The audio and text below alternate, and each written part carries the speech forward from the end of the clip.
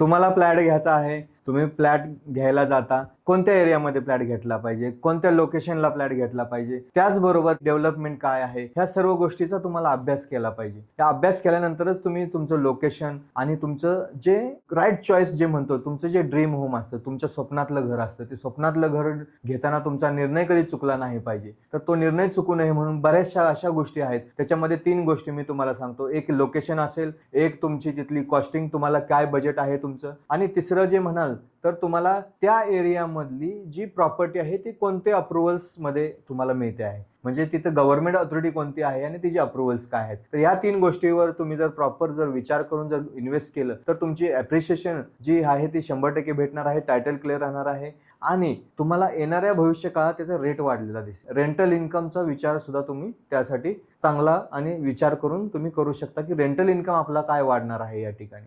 घर घेताना या 3 गोष्टी तुम्ही नक्की फॉलो करा. धन्यवाद.